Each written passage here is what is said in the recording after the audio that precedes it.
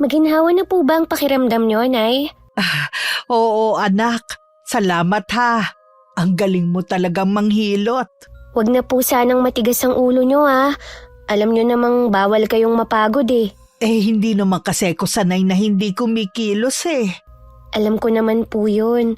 Kaya lang may sakit nga kayo. Kailangan niyo talaga ng mahabang pahinga. Kumusta na nga pala ang trabaho mo? Ayos lang naman po. Yun nga lang, nakukulangan ako sa sahod ko eh. Ang mahal na kasi ng mga bilihin. Ang baba pa rin ng sahod. Ganito talaga dito sa probinsya natin. Gusto ko po kasing makapag-ipon kahit papano. Sana may makuha akong trabaho na malaki ang sahod. Huwag ka lang titigil sa pananalangin. Ibibigay rin sa'yo ng Panginoon ang hinihiling mo. Oo naman po. Gusto ko kasi kayong maipasyal sa ibang lugar eh. Mabilhan ng mga gusto nyo. Huwag mo munang ipilit kung hindi mo pa kaya ha. Hindi ko naman kailangan ng material na bagay eh. Alam ko naman po yun. Pero yun ang magpapasaya sa akin eh. Ang maibigay ang mga kailangan nyo. Napakaswerte ko talaga sa iyo, anak. Kahit kailan hindi mo ko binigyan ng sakit ng ulo. Naalala ko na naman tuloy si Maring Rosana. Ay, kawawa nga siya eh.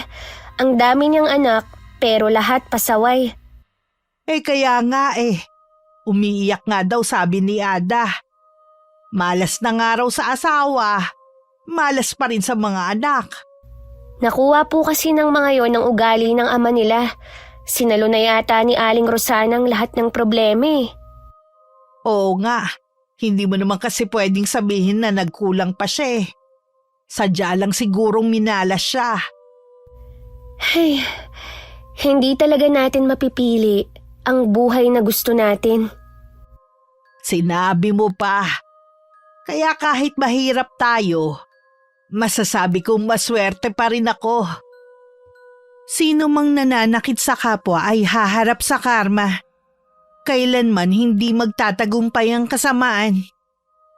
Mapagpalang araw po sa inyo, Miss Gwen, at sa lahat na nakikinig sa inyong channel sa araw na ito. Tawagin niyo na lang po ako sa palayaw na Jen. 28 anyos ang edad sa kasalukuyan at tubong Leyte. Gusto ko pong ibahagi ang karanasan ko na hindi ko makakalimutan sa buong buhay ko. Masasabi kong pangalawang buhay ko na to at habang buhay kong ipagpapasalamat. Sana makapagbigay ng inspirasyon ng aking kwento. Tao po! Tao po, Delia! Teka, sandali lang!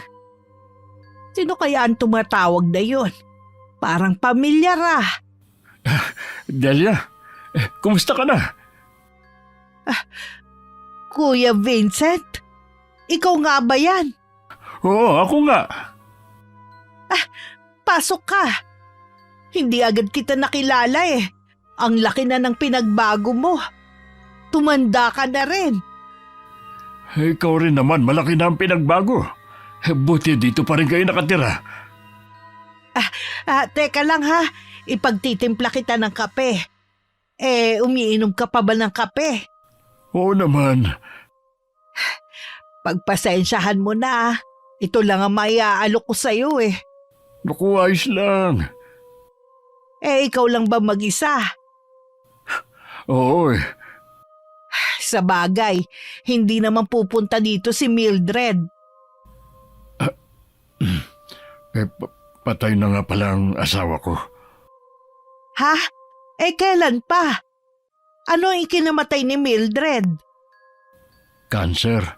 Mahigit 1 taon na rin nung mamatay siya. Ikinalulungkot ko ang nangyari sa kanya. Hindi man lang kami nakadalaw. Wala rin naman kasi kung balita sa iyo eh. Sa loob ng 15 taon, hindi mo man lang ako kinontak. Patawarin mo sana ako. Alam kong masama ang loob mo sa akin. Oo. Pero kalimutan na natin ang nakaraan. Naiintindihan naman kita eh. Wala kang boses pagdating sa asawa mo dahil mas may pera siya. Inaamin ko na naging sunod-sunuran ako sa kanya. Natakot kasi ako na iwan niya at bumalik sa pagiging mahirap. Masaya na rin ako dahil nagkita ulit tayo. Akala ko mamamatay ako na hindi mo man lang dinadalaw. Pasensya na kung inabot ng ganito katagal bago ako pumunta rito. Sigurado magugulat si Jen kapag nalaman niyang dumalaw ka. Delia, sa totoo lang hindi lang ako dumadalaw sa'yo. Anong ibig mong sabihin? Nakabili kasi ako ng bahay malapit dito. Doon na kami titira ng anak ko. Paano ang bahay niyo sa Maynila? Baka parerentahan ko na lang o kaya naman ipapaubaya ko na lang kay Saida kung ano ang balak niyang gawin doon. Pumayag na bang tumira dito ang anak mo? Oo naman, gusto rin niyang lumayo muna sa bahay na yon na puno ng alaala ng mama niya. Masaya ako na mamamalagi na kayong mag-ama dito sa atin. Dalawa lang na magkapatid sina Inay at Tio Vincent. Ayon sa kwento ni Inay, may isang babaeng taga Maynila noon na inimbitang magbakasyon sa lugar namin. Doon daw nagkakilala sina Chong at ang napangasawa. Yun nga lang daw matapobre ang babae at hindi sila nagkasundo ni Inay. Maya-maya dumating ako na pagod galing trabaho. Pagpasok ko palang nagtaka ko dahil may mga supot at paper bag sa sala namin. Tinawag ko si Inay. Sumagot naman siya na nasa kusina siya. Nay, saan po galing yung mga nasa sala? Ano po ang laman nun? Dumating kanina ang Tio Vincent mo. Pasalubong niya ang mga yon. Si Chong nandito? Akala ko po ba nasa Maynila sila ng pamilya niya at wala na kayong balita sa kanila? Nagulat nga din ako nung bigla siyang dumating kanina. Nagbaka sakali raw siya kung dito pa tayo nakatira. Nasa na po siya ngayon? Babalik din siya mamaya. Dinalaw lang niya ang mga dati niyang barkada. Siya lang po bang mag-isang dumating? Oo Baka dito na rin sila tumira ng pinsan mo. Nakabili kasi ang tiyong mo ng bahay sa kabilang barangay. Buti ho, pumayag ang asawa niya. Di ba sabi niyo may pagkamata pobre yun? Patay na daw ang asawa ng tiyong mo. Namatay sa kanser, may 1 taon na rin. Ganun ho ba? Naawa nga ako Bakas pa rin kasi ang lungkot sa mga mata niya. Mahal na mahal po siguro ni Chong ang asawa niya. Oo naman. Lahat ng gusto ng babae sinusunod niya. Kahit nga nung sabihin nito nakalimutan na ako bilang kapatid. Siguradong masakit din po kay Chong na talikuran kayo noon. Wala nga lang siyang magawa. Naiintindihan ko naman siya at matagal ko na siyang pinatawad. Excited na po akong makita si Chong. Sana bumalik na siya agad dito. Habang wala pa siyang kasama sa bahay niya, dito daw muna siya. Marami pa daw kasing kailangan ayusin dun At wala pa ring mga gamit. Nay, pwede ko na po bang tingnan ng mga pasalubong ni Chong? Oo, ikaw lang naman ang hinihintay ko Gusto ko kasing sabay nating buksan ang mga yon. Ano kayang laman ng mga yon? Mga damit daw at pagkain sabi ng tiyong mo. Biglang nawala ang pagod na nararamdaman ko. Para akong bata na hindi magkamayaw kung ano ang uunahin kong buksan. Nakangiti naman si Inay habang nanonood lang sa akin. Maliban sa mga delata, chocolate at mga biskwit na hindi pamilyar sa akin, may mga t-shirt din nakasama. Ang dami naman nito, Nay. Talaga bang sa atin to lahat? Oo nga. Ikaw na lang mag-ayos ng mga delata sa kusina ha. Opo, Nay. Ang bait naman ni Chong. Mabait naman talaga ang kuya kong yon. Naimpluwensyahan lang talaga siya ng asawa. kaya mas pinili niyang lumayo. Hindi ako pamilyar sa mga pagkain na ito. Pero sa tingin ko masarap itong lahat. Sigurado yan. Baunin mo ang iba dyan sa trabaho mo para maiba naman ang ulam mo. Oo nga po, Nay. Ang gaganda din ng damit Kasya sa akin lahat. Pati kulay paborito ko. Ngayon lang kita nakitang ganyang kasaya. Ito po kasi ang pangarap ko para sa atin. Balang araw mararanasan din natin yan. Basta sabayan mo ng dasalang sipag at pagtsatsaga mo. Pasado 7:00 na nang dumating si Tio Vincent. Hinintay talaga namin siya ni Inay para sabay-sabay na kami maghapunan. Nagmano ako at nagpasalamat sa mga pasalubong niya sa amin. Magiliw pa niyang hinawakan ng buhok ko. Bigla ko tuloy naalala si Itay na matagal na ring patay. Ganun kasi ang ginagawa niya sa buhok ko. Hindi nagtagal inutusan na ako ni Inay na maghain na para makakain na kami. Napuntahan mo ba lahat ng mga barkada mo, kuya? Yun lang ilan sa kanila. Ang iba ko kasing naging kaibigan nun sa kabilang bayan na nakatira. Parang nakikinikinita ko na ang naging reaksyon nila. Hindi nga sila makapaniwala na makikita pa nila ako Kahit ako hindi ko rin inaasahan na uuwi ka pa. Maiba nga pala ako. Saan ka nagtatrabaho, Jen? Sa isang factory po ng plastic na pag-aari ng mga inchik. Ang baba nga po ng sahod At minsan, hindi pa kami binabayaran ng overtime namin. Bakit hindi ka pa maghanap ng ibang trabaho? Mahirap po maghanap, Chong Lalo na dito sa lugar natin. Ano bang natapos mo? High school lang po, Chong. Gustuhin ko mang mag-aral ng college. Magastos po At hindi na namin kaya ni Inay. Gusto mo bang mag-aral? Dati po gusto ko. Ngayon kasi parang ayoko na. Nakakahiya na pong mag-aral 23 na ako. Wala naman sa edad yan Basta gusto mo pa mag-aral. Kahit gustuhin ko man po, wala naman akong pampaaral sa sarili ko. Pag-aaralin kita, kahit anong kurso pa ang kunin mo. Po, pag-aaralin niyo ako? Oo naman, kasi kung makakatapos ka, mas makakahanap ka ng magandang trabaho.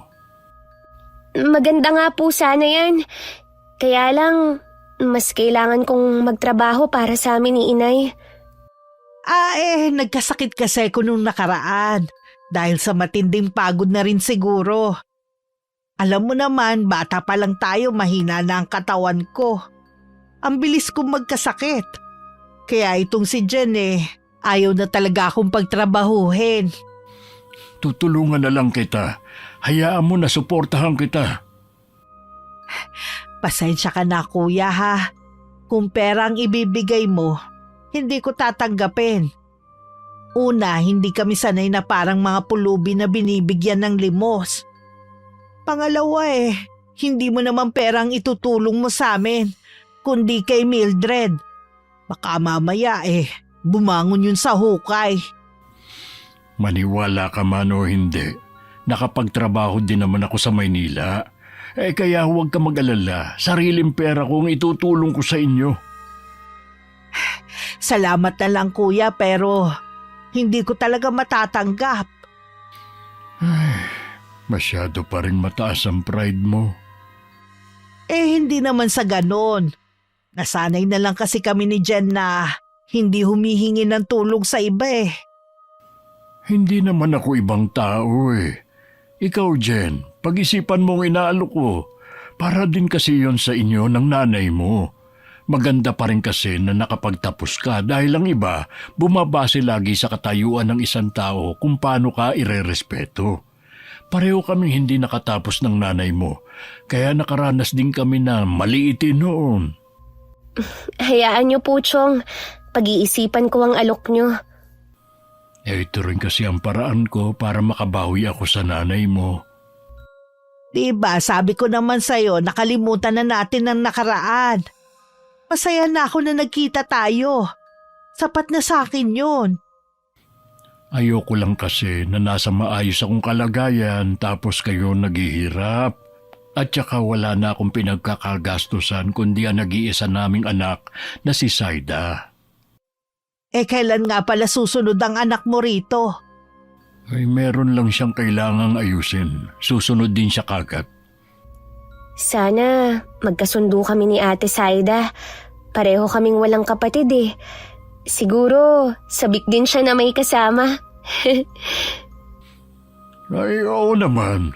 Siguradong magkakasundo kayo. Mula nang dumating si Tio Vincent, siya na ang gumagastos sa bahay namin.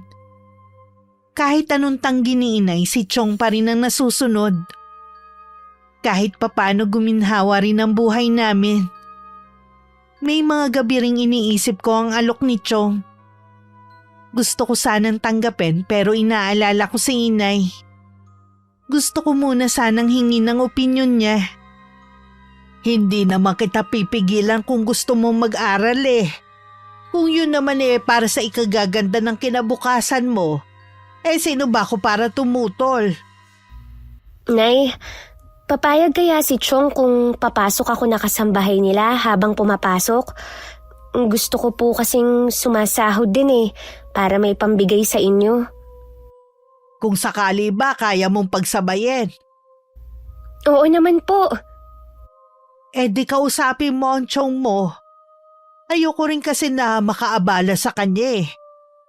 Plano ko nga kapag nakalipat na siya, ipaglalaba ko silang mag-ama.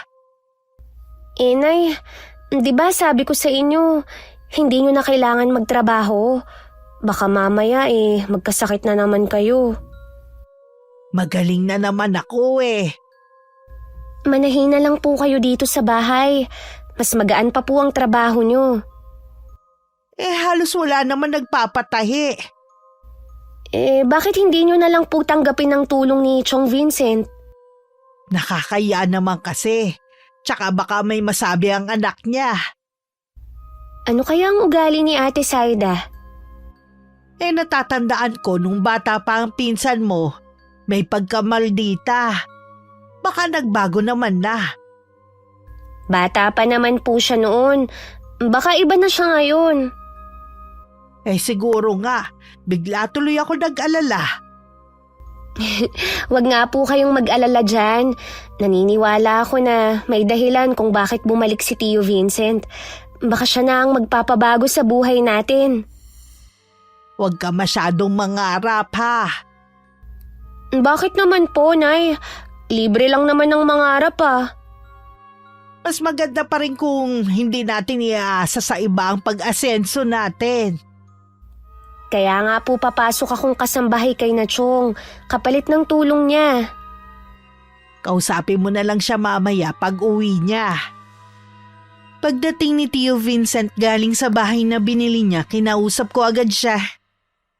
Halata kay Chong na hindi siya sang-ayon sa akin na mamasukan ako bilang kasambahay sa kanila. Siguro dahil pamangkin niya ako kaya nagdadalawang isip siya sa gusto kong mangyari. Jen, hindi mo kailangang gawin yun. Parang na kitang anak at nakakailang na magtrabaho ka sa bahay namin. Payagan niyo na po ako, Chong. Hindi lang po kasi ako sanay na humingi ng pabor na walang kapalit Hoy, payag naman ba ang nanay mo? Oo naman po. Kinausap ko na po siya. Kailangan nga namin ng kasambahay dahil hindi naman marunong maglabas si Saida at maglinis ng bahay. Tamang-tama naman po pala Mahirap maghanap ng mapagkakatiwalaan na kasambahay ngayon. Ay, sige na nga. Pero gawin mo lang ang kaya mo, ha? Ayoko na papagurin mo ang sarili mo. Pwede ko na po sigurong umpisahan habang hindi papasukan. Gusto ko rin po kasing makapagbigay kay nanay. Huwag mo nang alalahanin ang nanay mo. Ako na ang bahala sa kanya. Ipunin mo na lang ang sahod mo. Kailan nga po pala kayo lilipat sa bahay nyo? Malapit na makumpleto ang mga gamit. Baka sa 1 linggo pauuwiin ko na dito ang pinsan mo. Excited na po akong makilala si Ate Saida. Ay, teka, ang nanay mo nga pala. Pinuntahan niya po yung kumare niya. Problemado po kasi sa mga anak eh. May kailangan po ba kayo? Ako na lang ang gagawa. Ay, wala naman. Baka po gusto niyo pong magmerienda. Ipagtitimpla ko po kayo ng kape. Naku, huwag ka nang mag-abala, Iha. Kaya ko naman. Sige po, tawagin niyo na lang ako kapag may kailangan kayo. Isa sa napansin ko kay Tio Vincent, lagi siyang malungkot. Kahit ang ngiti niya halatang pilit. Naisip ko baka hanggang ngayon naaalala pa rin niya ang namayapa niyang asawa. Pagkatapos nga ng 1 linggo, lumuwas ulit si Tio Vincent para sunduin ang anak. Hindi namin alam kung nakabalik na siya. Dahil hindi naman siya nagpaparamdam sa amin ni Inay. Lingid pala sa amin, ilang araw na silang nasa bahay nila. Bakit ba ang kulit nyo, ha? Sinabi na ngang ayokong pumunta sa bahay ng kapatid nyo. Eh, bakit ba ayaw mo? Napapagod kasi ako eh.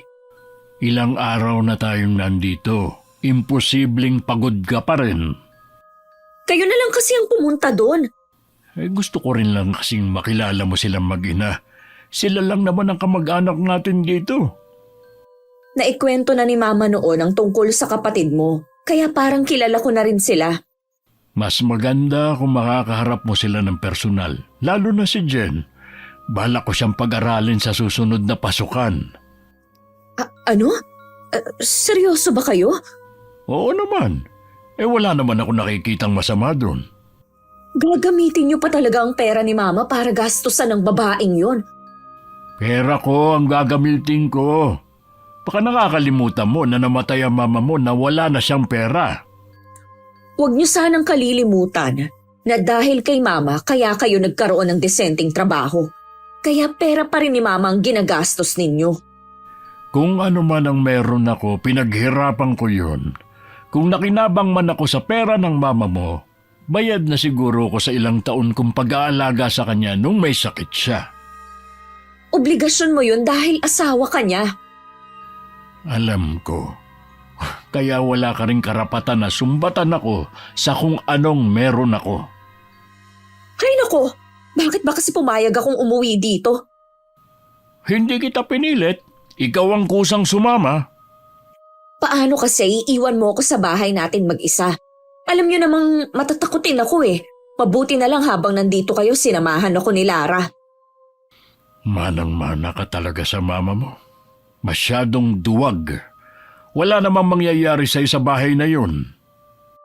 Paano kung biglang magparamdam si Mama?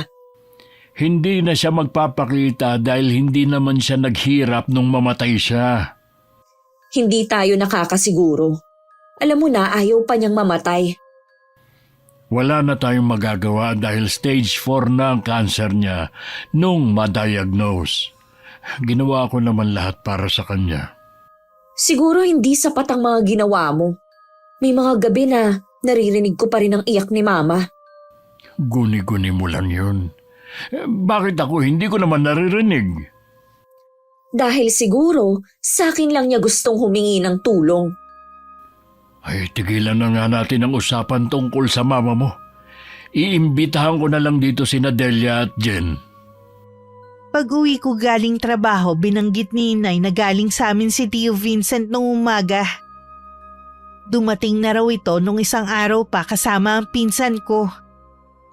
Susunduin daw kami para dun sa kanila maghapunan. Nagmamadali tuloy ako maghanap ng may isusuot dahil naabutan ko na si Inay na nakaayos na.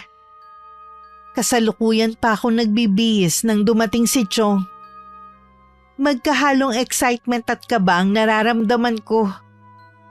Yun kasi ang unang beses na makakasakay ako sa kotse. Pagdating naman sa kanila may mga nakahanda ng pagkain. Kaswal naman kaming binati ng pinsan ko. Namangha pa ako sa ganda niya at kutis na akala mo manika. Ang ganda mo naman, ate. Kahit saang anggulo kita tingnan, para kang manika. Maganda ka rin naman eh. Yun nga lang, maitim ka. Sa kakabilad kasi to sa araw eh. Ano nga palang natapos mo? High school lang. Kaya naman pala. Balak nga akong pag-aralin ni Chong. Nabanggit nga yan ni Papa. Siguro naaawa sa'yo. Kung hindi ka nga makapag-aral, ano na lang ang magiging buhay mo dito sa probinsya? Oo nga eh. Kaya nga tinanggap ko na. Minsan lang may dumating na ganitong oportunidad. Kapalit nun ang pagtatrabaho mo sa amin. Huwag kang mag-alala. Pagbubutihin ko ang trabaho at pag-aaral ko para hindi naman nakakahiya kay Chong Vincent. Dapat lang. Dahil kung tutuusin, hindi naman obligasyon ng papa ko na pag-aralin ka. Alam ko naman yun. Si Chong naman kasi ang nagpumilit eh. Ikaw ha, huwag kang abusado. Baka naman samantalahin yung mag-ina ang papa ko. Babantayan ko ang bawat galaw ninyo. Hindi naman kami ganong klaseng tao. Kaya pala ayaw sa inyo ng mama ko nung nabubuhay pa. Di ba kailan lang naman nagpakita ulit sa inyo ang papa ko? Oo. Kung ayaw mo palang pag-aralin ako ng papa mo, sasabihin ko na wag na lang. Palalabasin mo pang kontrabida ako, ganon? Hindi naman sa ganun. Ayoko lang kasing magkaroon ng problema sa'yo. Ganyan ba talaga kayong mga taga-probinsya? Mahilig magpaawa? Hindi naman kami ganun, ate. Mukhang seryosong pinag-uusapan nyo. Oo. Kinikilala lang namin ni Jen ang isa't isa. Di ba, Jen? Opo, Chong. Mamaya nyo na ituloy ang kwentuhan nyo. Sumunod kayo sa akin. Kakain na tayo. Sige pa. Susunod ako. Babalang tingin nang ibinigay sa akin ni Ate Saida bago ako naglakad palayo. Mukha namang walang napansin ng ama nito sa naging usapan namin. Sa buong hapunan, tahimik lang ako. Si Inay at Chong ang palaging nag-uusap. Paminsan-minsan sumasali ang pinsan ko. Inalok pa kami ng tsuhing ko na doon na lang kami matulog. Pero tumanggi ako dahil may pasok pa ako bukas. Pa, sigurado ba talaga kayo na gusto niyong pag-aralin si Jen? Oo naman. At hindi na magbabago ang isip ko. Baka kasi masayang lang ang pagpapaaral ninyo sa kanya. Bakit naman masasayang? Tingin ko kasi sa kanya, walang utak. Napansin ko lang nung magkausap kami kanina. Kung ano-ano kasi ang sinasagot eh. Hindi mo pa naman kilala ang pinsan mo para husgahan siya. Hindi nyo kailangan magalit. Nagpapaalala lang naman ako sa inyo.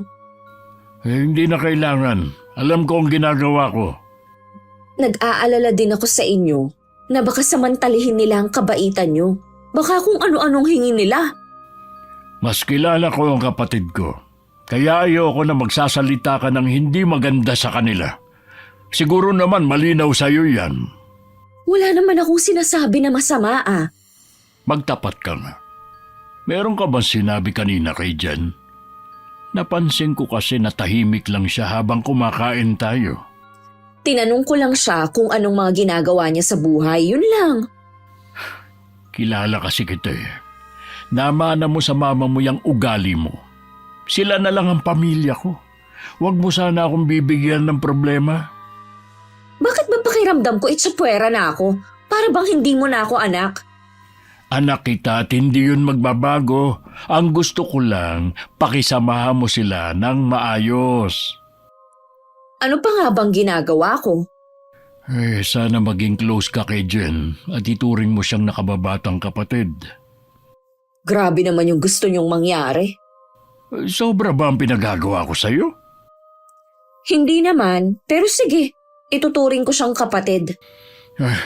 Sige, hating gabi na. Matulog na tayo. Dahil hindi naman sanay sa buhay probinsya mula nang dumating si Ate Saida, hindi siya makatulog sa gabi. Madalas inaabot na siya ng madaling araw bago makatulog. Si Tio Vincent din na nagluluto at naglilinis ng bahay dahil wala namang alam sa ganoong gawain ng anak. Minsan nagtataba siya ng damo sa labas nang dumating si Ate Saida. Akala ko ba papasok na kasambahay dito si Jen? Tambak na kasi labahin ko eh. May inaasikaso lang siya. Baka sa 1 linggo pa siya pumunta dito. Ang tagal pa nun. Baka wala na akong maisuot na damit. Oh, bakit hindi ka muna maglaba? May washing machine naman dyan. Alam nyo naman na hindi ako naglalaba eh. Paano kung masira akong mga damit? Hanapan nyo na lang ako ng labandera dito. Wala akong kilalang labandera dito. Alam mo na bago lang tayo sa lugar na ito, di ba? Di ba taga rito kayo? Hindi mismo sa barangay na ito. Ano ba yan? May mga bagay na dapat kang matutunan. Hindi lahat ng oras merong gagawa para sa'yo. Bumalik na lang kasi tayo sa Maynila. Di ba napag-usapan na natin yun? Kung gusto mong bumalik sa Maynila, hindi kita pipigilan. Nasa hustong gulang ka na rin naman para mamuhay mag-isa. Kailangan mo nga lang magtrabaho para mabili ang mga pangangailangan mo. Hindi nyo na namimiss ang buhay natin sa Maynila? Hindi. Dito sa probinsya ko gustong tumira kahit noon pa. Kaya lang hindi ako makauwi noon dahil sa mama mo. Kung gano'n napilitan lang pala kayo noon na sumama kay mama sa Maynila. Pinagbigyan ko lang ang mama mo dahil mahal ko siya. Bago siya sumakabilang buhay noon, nagsabi ako sa kanya na oras na mawala siya, babalik ako dito sa probinsya namin. Pumayag naman siya. Tingin ko kasi pa, hindi ako tatagal dito. Wala man lang mapaglibangan eh. Kaya nga, pwede kang bumalik sa bahay natin sa Maynila. Ang gusto ko kasama kayo. Huwag mo nang ipilit ang gusto mo. Hindi mo ako makukumbinse. Makapaglaban na nga lang. Ay, mabuti pa nga. Kita mo na may ginagawa ako rito, inaabala mo ko. Nag-resign na ako sa trabaho ko kahapon sa kabila ng pagdadalawang isip ko. Iniisip ko kasi na baka magkaroon ako ng problema kay Ate Saida. Pero naisip ko rin hindi naman ako pababayaan ni Chong. Mas matimbang na kasi sa akin ngayon na makapag-aral. Napagtanto ko kasi na mas mahalaga pa rin ang may tinapos ang isang tao para hindi malitin ng iba o kamag-anak man. Napansin ko mula nang manggaling tayo sa bahay ng Tio Vincent mo malalim na ang iniisip mo. Naisip ko lang po na kapag nakatapos ako ng pag-aaral, magbabago na po ang buhay natin. Tandaan mo pa rin na mahalaga rin ang diskarte sa buhay. Opo, hindi ko naman po yun nakakalimutan. Kapag nandun ka na sa bahay ng tiyuhin mo, pakisamahan mo na lang ang anak niya. Huwag mo silang bigyan ng dahilan para magalit. Si Ate Saida, napansin ko na hindi niya nakuha ang ugali ng papa niya. Nagmana siya sa mama niya. Nakita ko sa mga kilos niya na napipilitan lang siyang pakiharapan tayo nung gabing yon. Kung hindi ko lang talaga gustong makapag-aral, hindi ko tatanggapin ang alok ng Chong. Kung sakali mang may sabihin o gawing hindi maganda sa'yo si Saida, magsumbong ka sa akin, ha? Baka naman kayo ni Chong Vincent ang magkagalit. Wala naman akong gagawin sa pinsan mo. Gusto ko lang malaman ang nangyayari sa'yo doon. Para alam ko kung patuloy pa rin kitang papayagan na mamasukan sa kanila. Wala na po itong atrasan. Para sa pangarap, handa po akong magtiis. Ayoko na po kasi ng ganitong buhay Pasensya ka na anak ha, kung wala akong kakayanan na maibigay sa'yo ang magandang buhay na pangarap ng lahat. Nay, hindi ko po kayo sinisisi kung bakit ganito lang ang buhay natin. Kaya nga gusto kong samantalahin na may nag-aalok sa akin na mag-aral Hindi naman kasi lahat ng kamag-anak kayang tumulong gaya ni Chong. Sa bagay nga, tama ka rin. Nag-aalala nga lang ako dahil may iiwan kayong mag-isa rito. Baka kung ano na naman ang gawin nyo habang wala ako. Nangako na ako sa'yo na aalagaan ko na ang sarili ko. Hindi ko nagagawin ang mga bagay na ayaw mo. Aba, gusto ko yatang umakyat sa stage sa graduation mo. Tuwing linggo naman po uuwi ako dito sa atin. Basta yung mga billing ko sa'yo ha, huwag mong kalilimutan. Opo, Nay. Paulit-ulit na lang ang mga paalala nyo Kinabukasan dumating si Tio Vincent para sunduin ako. Nasa labas na ako ng bahay habang nag-uusap sila ni Inay. Ilang sandali pa nakasakay na kami sa sasakyan at tinatahak na namin ang daan pauwi sa bahay niya. Hindi ko maiwasan ng malungkot. Pero itinanim ko na lang sa isip ko na umpisa pa lang yun ang pagbabago ng buhay namin ni Inay. Pagdating sinalubong agad kami ni Ate Saida. Siya na rin ang naghatid sa akin sa magiging kwarto ko sa bahay na yon. Malapit sa kusina ang tutulugan ko para magising daw agad ako sa umaga. Hindi naman yun nagustuhan ng tiyuhin ko nang malaman niyang doon ako dinala ng pinsan ko. Di ba sabi ko sa katabing kwarto mo matutulog si Jen? Di ba doon naman ang kwarto ng kasambahay? Hindi natin kasambahay si Jen. Pinsan mo siya. Ano bang plano niya sa pagtira niya dito sa bahay natin? Magbakasyon? Tutulungan lang tayo ni Jen sa mga gawaing bahay. Pero hindi lahat ng iuutos mo kailangan niyang sundin. Sana pala kumuha na lang kayo ng totoong kasambahay. Wala naman pala siyang silbi Hindi natin kailangan ng kasambahay talaga. Dalawa lang naman tayo Hindi naman gano'ng kalaki ang bahay. Kaya na natin yun. Basta, hindi ako gagawa dito sa bahay. Bahala ng Jen na yun.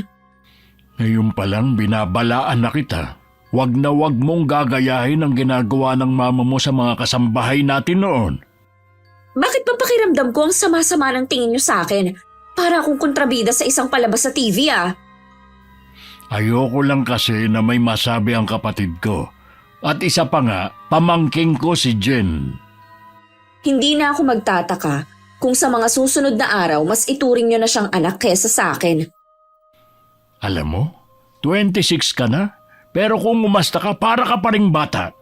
Masyado ka kasing inispoil ng mama mo noon. Natural lang dahil nag-iisa niyo akong anak.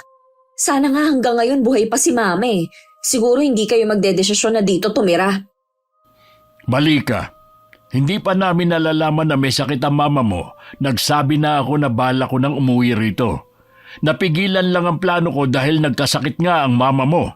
Ibig sabihin, noon pa gusto mo nang makipaghiwalay? Ganun na nga, dahil sawang-sawa na ako sa trato ng mama mo sa akin at sa ibang tao. Kaya lang naman ganun ang trato ni mama sa inyo. Dahil kayo rin ang may kasalanan. Ayaw nyo kasing sundin na lang siya. Nasanay kasi ang mama mo na kahit mali siya, kailangan sundin pa rin. Kaya tignan mo, walang makatagal sa kanya ng mga tauhan natin. Bakit kasi kailangan nyo pang ungkatin yan? Patagal nang patay si mama. Dahil ayoko, nagagayahin mo siya. Iwan mo sa Maynila ang ugali mo ron. Hindi ko babaguhin ang ugali ko dahil lang sa ibang lugar na tayo nakatira. Kapag hindi mo binago yung pag-uugali mo, pababalikin kita sa Maynila. Doon, mamumuhay ka ng mag-isa. Hindi na sumagot si Ate Saida. Narinig ko na lang ang mga mabibigat na yabag ng paa niya palayo. Hindi ko tuloy malaman kung lalabas ba ako sa pinagtataguan ko o babalik na lang sa kwarto ko. Nang mga sumunod na araw, hindi ako pinapansin ng pinsan ko. Lagi lang matalim ang tingin niya sa akin. Mas lalo ko na lang pinagbutihan ang ginagawa kong trabaho. Lalo na narinig kong ipinagtatanggol ako ng tiyuhin ko sa anak niya. Malaking tulong ka talaga sa amin ang anak ko. Huwag ka lang masyadong magpakapagod, ha?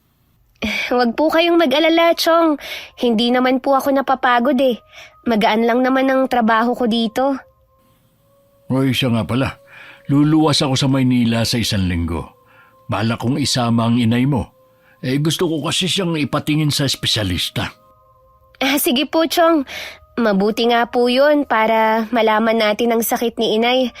Kahit kasi magaling na siya, nanghihina pa rin siya. Huwag mo na siyang alalahanin. Ako nang bahala sa kanya. Maraming salamat po. Hulog po talaga kayo ng langit sa amin ng nanay ko. Malaki ang naging pagkukulang ko sa nanay mo. Bumabawi lang ako. Siya nga pala, napag-isipan mo na ba ang kursong kukunin mo? Hindi pa po eh. Ang hirap po kasing mamili. Hindi ko rin po kasi alam kung kakayanin pa ng utak ko ang pumasok sa kolehiyo. Ang tagal ko na po kasing tumigil eh. Sabagay, may ilang buwan pa naman. Pag-isipan mong mabuti. Dapat yung gusto mo talaga. Opo. Aalis po ba kayo ngayon? Nakapang-alis po kasi kayo eh. Birthday kasi ng isa kong kaibigan, inimbita niya ako. Baka gabihin nga pala ako ha. Huwag mo na ako hintayin at may dala naman akong susi. Alam na po ba ni Ate Saida na aalis kayo? Kinakatok ko nga kanina, hindi naman sumasagot. Baka tulog pa rin hanggang ngayon. Baka nga po. Ako na lang ang magsasabi sa kanya. Jen, ikaw na lang sana magpasensya sa pinsan mo ha. Ganun talaga ugali niya eh.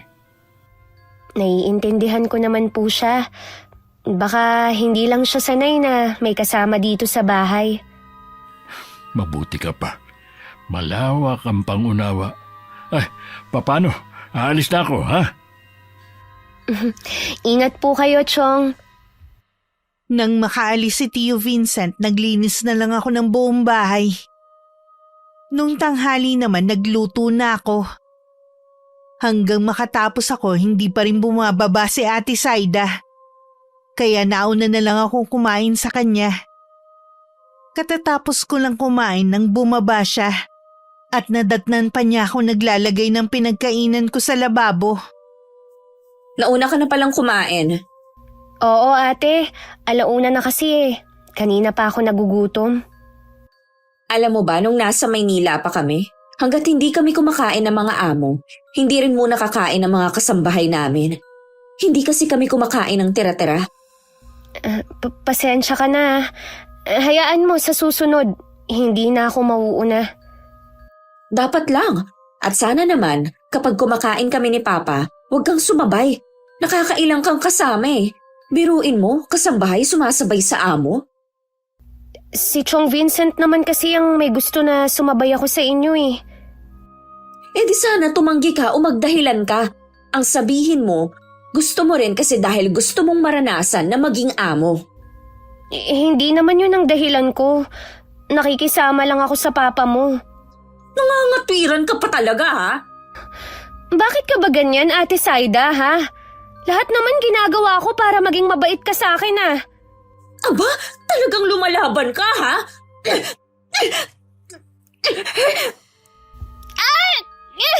Bitiwan mo ang buhok ko! Ate Saida!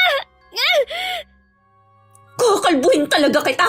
Mula nang dumating ka dito, wala ka nang ginawa kundi ang sumipsip kay Papa.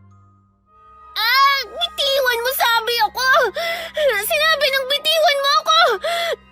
Sobra ka na!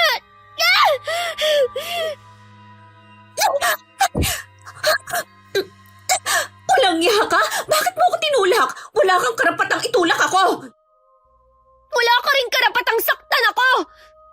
Tama lang sa'yo na sabunutan dahil sumasagot-sagot ka pa. Baka nakakalimutan mo kung ano ka dito. Hindi ko nakakalimutan. Kaya nga lahat ng trabaho ginagawa ko. Kung hindi mo pala gusto na nandito ako, magpapaalam na lang ako kay Chong Vincent. Mabuti pa nga na umalis ka na. Hindi ka namin kailangan dito. Hihintayin ko lang ang Chong para makapagpaalam ng maayos. Kahit hindi na, sigurado naman ako na magpapaawa ka lang at akong palalabasin mong masama. Kahit kailan, hindi ko gawain na magpaawa sa ibang tao para bigyan kami. Mabuti ang pagpapalaki sa akin ng nanay ko. Kaya natuto akong hindi umasa sa iba. Ngayon lang, dahil mismong papa mo ang nag-alok, Wala naman sigurong masama dahil pamangkin niya ako. Wala kang karapatan na makinabang sa pera ng papa ko. Kayo ng nanay mo, mga oportunista. Kaya nga aalis na lang ako dito para wala kang masabi. Kunin mo na ang mga gamit mo at umalis ka na dito. Bilisan mo lang umalis kung ayaw mo kaladkarin kita. Dali-dali akong pumunta sa kwarto ko at kinuha ang mga gamit ko. Mabuti na lang nasa loob pa rin ng bag ang mga damit ko. Hindi ko pa nailalagay sa cabinet. Paglabas ko, naghihintay na sa akin si Ate Saida. Pinagtulakan pa niya ako hanggang sa makalabas ako ng gate. Nakaramdam naman ako ng hiya sa mga taong nakakita sa nangyari. Nakatungo na lang ako na naglakad hanggang sa may huminto sa tapat ko na tricycle. Pagdating sa bahay, napahagulgul na lang ako ng iyak. Sabi ko na nga ba iba ang ugali ng pinsan mo. Lahat naman po ginawa ko na eh. Pero galit pa rin siya sa akin. Mabuti na rin yung habang maaga pa, nagpakita na siya ng tunay niyang ugali. Manang-mana talaga sa mama niya. Paano po yan? Hindi na po ako makakapag-aral. Tanggapin mo na lang siguro, anak. Baka ito ang nakatadhana sa'yo, ang hindi makatapos ng koleyo. Isipin mo na lang na merong umaasenso kahit walang tinapos. Sorry po, Nay. Nabigo ko kayo. Hindi pa naman kasi ako nakakapag-aral. Nauna na agad ang mga plano ko sa buhay. Akala ko kasi ganun kadali. Hindi mo ko binigo, anak. Ako ang walang nagawa para sa'yo. Nag-a-apply na lang po ako ng ibang trabaho. Mabuti pa nga. Tumatanggap na rin pala ako ng mga tahiin. Kahit papano makakatulong to sa mga gastusin natin. Totoo pala ang sinasabi nila. Nabihira sa kasambahay na tratuhin ng maayos. Depende kasi yan sa nagiging amo. Kalimutan mo na ang nangyari. Hindi ka na rin babalik pa ron. Iniisip ko lang po si Chong. Sobrang bait niya pero kabaliktaran ang anak niya. Oo nga, naaawa din ako sa kanya. Pero maigi ng dumistansya na lang tayo. Paano po kung pumunta dito si Chong Vincent? Ako nang bahalang humarap sa kanya. Gusto ko sanang magpaalam ng personal sa kanya eh. Kaya lang, pinagtulakan na ako paalis ni Ate Saida. Isa rin siguro sa dahilan nakakaramdam siya ng selos. Baka akala niya magiging kaagaw ka niya sa papa niya. Baka nga po. Kaya tama lang na umalis ka na doon. Baka kung ano lang din ang magawa ko kapag sinaktan ka pa niya ulit. Gabing-gabi na nung nakauwi ang tsuhin ko kaya kinabukasan pa niya nalaman na wala na ako sa bahay nila. Pagising kasi sa umaga nagtaka siya kung bakit wala pang lutong pagkain. Tahimik din ang buong bahay. Pinuntahan niya ako sa kwarto ko at doon niya nalaman na wala na ako dahil bukas ang cabinet at wala doon ang mga gamit ko. Agad niyang kinumpronta ang pinsan ko na pupungas-pungas pa dahil naabala ang pagtulog. Umalis na nga siya kahapon. Bakit nga siya umalis? Hindi ko alam. Imposible na aalis ang pinsan mo na walang dahilan. Kayo lang ang naiiwan dito kahapon, kaya sigurado ko na may nangyari. Pinagsabihan ko lang naman siya kahapon na huwag patamad-tamad. Ayun, nagalit na at kung ano-ano na ang sinabi. Masipag lang naman yun kapag nandito kayo eh. Kilala kita, Saida. Ganyan din ang sinasabi mo tuwing nilalayasan tayo ng mga kasambahay natin noon. Kung hindi pala kayo naniniwala sa akin, sana hindi na kayo nagtanong. Pupuntahan ko si Jen sa kanila. Para ano pa? Siya naman ang kusang umalis eh. Gusto ko lang malaman ang dahilan kung bakit siya umalis nang hindi nagsasabi sa akin. Maayos na naging usapan namin bago ko umalis kahapon. Humanap na lang kasi kayo ng ibang kasambahay, yung masipag at hindi mareklamo na katulad ni Jen. Akala mo yata ganun kadali ang makahanap ng kasama sa bahay? Sa dami ng mahihirap dito, sigurado makakakuha kayo agad. Tapos ano? Mamaltratuhin mo? Bakit ko naman gagawin yun? Dahil sa ugali mo! Baka akala ninyo hindi ako nasasaktan sa mga sinasabi nyo Anak nyo ako pero pinagsasalitaan nyo ako ng masasakit. Sana talaga hindi na lang si Mama ang nawala. Na sana ako na lang ang nawala? Ganun ba? Paano kasi? Mula noon hindi ko man lang naramdaman na mahal nyo ako. Akala mo lang yon dahil wala ka nang ginawa kundi sumunod sa mama mo. Ako kahit kailan, hindi mo ako sinunod. Tingin mo rin sa akin tau-tauhan lang gaya ng mama mo. Dapat nga tayo ang magkakampi ngayon. Pero anong ginagawa nyo? Mas gusto nyo pa dun sa mag-inang yon. Kamag-anak mo rin sila. Bakit hindi mo sila tanggap? Dahil ba mahirap lang sila, ha? Huwag na nga natin silang pag-usapan. Lagi na lang tayong nag-aaway. Huwag ka na ulit makikialam sa mga desisyon ko. Dahil kung hindi, pababalikin kita sa Maynila. Last warning ko na ito sa'yo. Inaasahan na namin ang pagdating ni Tio Vincent sa bahay namin. Si Inay ang humarap sa kanya. At tahimik lang ako sa isang tabi habang nakikinig sa kanila. Humingi naman ng pasensya si Chong sa inasal ng anak niya. Halata sa kanya na nahihiya siya sa amin. Hindi rin namin inaasahan ng susunod niyang sasabihin. Kahit wala ka na sa bahay, pag-aaralin pa rin kita. Nakakahiya naman, Chong, pagkatapos ng nangyari. Oo nga. Tsaka alam namin na yun ang isa sa ikinagagalit ng anak mo. Sinabihan ko naman siya na wala siyang pakialam sa desisyon ko. Magtatrabaho na lang po ako, Chong. Alam mo kung bakit gusto kita makapagtapos? Para hindi matulad sa amin ng nanay mo. Baka po kasi ito talagang nakatadhana sa akin. May punto ka naman, kuya.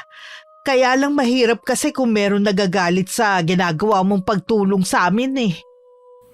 Hindi ko na lang ipapaalam sa anak ko ang gagawin ko. Basta wag niyo na lang tanggihan ang alok ko. Dadalawa na nga lang kayong mag-ama. Magkakagalit pa kayo dahil sa amin. Umaasa pa rin ako na balang araw, magkakalapit din ang anak ko at si Jen. Para silang buwan at araw. Duda ako kung magkakasundo sila. Siguro dahil sa magkaiba ang kinalakihan nila. Wala namang masama kung susubukan natin. Wala na rin akong balak pabalikin sa inyo ang anak ko. Pasensya ka na ha. Hindi ako papayag na merong manakit sa kanya. Naiintindihan naman kita sa bagay na yan. Hindi ko napapayagan na mangyari ulit yun. Salamat kuya sa pagmamalasakit mo sa amin. Sana balang araw masuklian namin ang kabutihan mo. Wala akong hinihinging kapalit sa mga ginagawa ko. Di ba sabi ko nga, gusto ko ring makabawi sa'yo. Mabuti pa po, Chong. Dito na lang kayo kumain. Nakabili po ng isda si nanay sa palengke. Bihira lang po ang ganong isda. Oo nga naman kuya. Oy sige, wala naman akong gagawin sa amin eh. Wala na sanang balak na kumuha ng kasambahay si Chong pero mapilit si Ate Saida. Napilitan na magtanong-tanong si Tio Vincent sa mga taga ron kung meron kakilala. May nahanap naman siya. Pero 2 linggo lang nagpaalam na. Naghanap ulit sila pero tumagal lang din ng 1 buwan. Ganon din ang panghuling pumasok sa kanila. Lahat sila iisa ang dahilan. Hindi nila makayanan ng ugali ng pinsan ko. Kita nyo naman siguro ang klase ng trabaho nila. Hindi na nga maayos, hindi pa nasusunod ang gusto ko. Eh di ikaw na lang ang gumawa. Bakit ba kasi puro palpak ang nakukuha ninyo? Pwede mo naman silang turuan eh. Bakit kailangan mo saktan at murahin? Mga boba kasi. Kahit anong turo ko hindi matutunan. Mas okay pa sa kanila si Jen eh. Maayos kasing nagtatrabaho dito ang pinsan mo, pinalayas mo. Ngayon bahala ka sa mga gawaing bahay dito. Wala na akong balak kumuha ng kasambahay. Nakakahiya na sa mga taga rito. Pa naman, alam niyo na wala akong alam sa mga gawaing bahay eh. Matagal ko na sinabi sa'yo na pag-aralan mo na yon dahil hindi sa lahat ng oras merong gagawa para sa'yo. Pabalikin mo na lang kaya si Jen dito. Nag-aaral na siya ngayon kaya hindi na siya pwede. Natuloy din palang pagpapaaral ninyo sa kanya. Diba sabi ko sa'yo, huwag mo nang pakialaman ang desisyon ko? May pakialam ako dahil pera ng mama kong ginagastos nyo. Pera ko lang, Saida. Wala nang perang naiwan ng mama mo kundi ang bahay natin sa Maynila. Kaya kung gusto mo umuwi doon, hindi kita pipigilan. Hindi ako naniniwala na wala ng pera si mama. Kausapin mo ang tita Maris mo. Siyang nakakaalam ng lahat. Kakausapin ko talaga siya. Hindi talaga kita mapapatawad oras na malaman ko na nagsinungaling kayo. Pwede ba? Saka na tayo mag-usap. Medyo nahihirapan lang ako huminga. Ay naku pa, luluwas ako sa Maynila bukas. Huwag naman kayo magsakit-sakitan ngayon. Sa tingin mo, nag-iinarte lang ako? Ha? Ano bang nararamdaman nyo? Wala. Pabayaan mo na lang ako. Kaya ko naman ang sarili ko eh. Sigurado ba na okay lang kayo kapag umalis ako bukas? Ayos lang ako. Ayoko nang abalahin ka pa. Gawin mo na lang ang gusto mo. Sandali. Talaga kayang may sakit siya? Ang hirap naman na walang kasamang iba dito sa bahay. Maagang lumuwas ang pinsan ko. Tinawagan naman ni Tio Vincent ang hipag nito na si Maris para ipaalam na uuwi ng Maynila ang anak. Maghapong masama ang pakiramdam ng tiyuhin ko. Nang hindi na makatiis, tinawagan niya si inay para puntahan siya nito. Dapat siguro nagpapacheck up ka na. Dapat nga nung balak nating lumuwas para ipatingin ka sa espesyalista. Hindi nga lang tayo natuloy. Lagi bang masakit ang dibdib mo? Ilang beses lang naman. Si Saida kasi, lagi na lang akong ginagalit. Mula ba nang umalis si Jen dito hindi ka na ulit kumuha ng kasambahay? 3 beses akong kumuha, hindi nga lang nakatagal. Dahil ba kay Saida?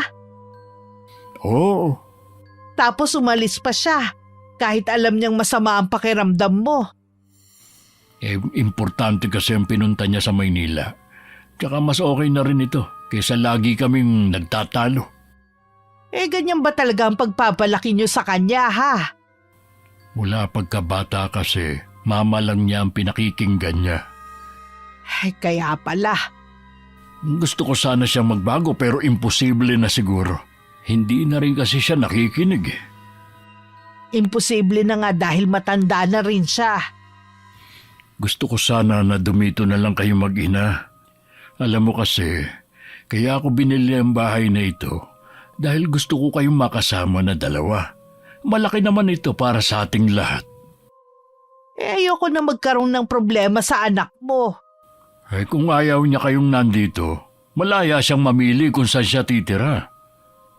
Para mo na rin ipinagtatabuyan ng anak mo Nung mamatay ang asawa ko, akala ko makukuha kong respeto niya. Pero hindi pala. Kung makasagot siya sa akin, akala mo tauhan lang niya ako. Napakabastos na bata. Kaya mabuti na rin siguro magkalayo na kami. Kasi nga, ganun siya pinalaki ng mama niya. Bago mamatay si Mildred, humingi naman siya ng tawad sa akin. Naramdaman ko naman na gusto pa niyang magbago pero hindi na siya nabigyan ng pagkakataon. Ganun talaga ang buhay. Kaya dapat maging mabuti na tayo. Dahil hindi natin alam baka bukas kunin na rin tayo. Magsisiman tayo sa mga mali nating nagawa, baka huli na rin. Kaya nakikiusap ako. Pumayag ka nang dito kayo tumira ni Jen. Gusto ko kayo makasama hanggang sa huling sandali ng buhay ko. O sige, kakausapin ko din si Jen. Pero ngayon pa lang sinasabi ko na sa'yo na hindi uubra ang ugali ng anak mo. Binibigyan kita ng permiso na pagalitan siya. Baka sa'yo matakot siya at sumunod. Nang malaman kong may dinaramdam pala si Tio Vincent, agad akong pumayag na doon na ulit tumira sa kanila. Nawala naman ang takot ko dahil kasama ko si Inay. 1 linggo na kaming nandun nang dumating si Ate Saida. Hindi maipinta ang mukha niya nang makita niyang nandun kami sa bahay nila. 1 linggo lang akong nawala, sinamantala niyo na agad. Ako ang may gusto na dumito sila. Kaya niyo bang magbayad ng 2 kasambahay? Hindi ko sila kinuha para maging kasambahay. Dito na sila titira dahil kapamilya natin sila. Ano? Hindi ako papayag. Kaya mo bang alagaan ng papa mo? Umalis ka nga kahit masama ang pakiramdam niya Siniguro ko naman na maayos siya bago ako umalis.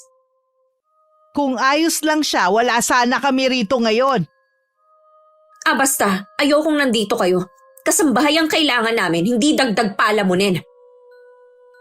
Bastos ka talaga! Bakit mo ako sinampal? Sinampal ako ng babaeng to. Hindi lang yan ang gagawin ko oras na hindi mo binago yung ugali mo. Wala man lang ba kayong gagawin, ha? Tutunga nga lang kayo. Baka yun din ang magawa ko sa'yo. Humingi ka ng pasensya sa tiyadelya mo.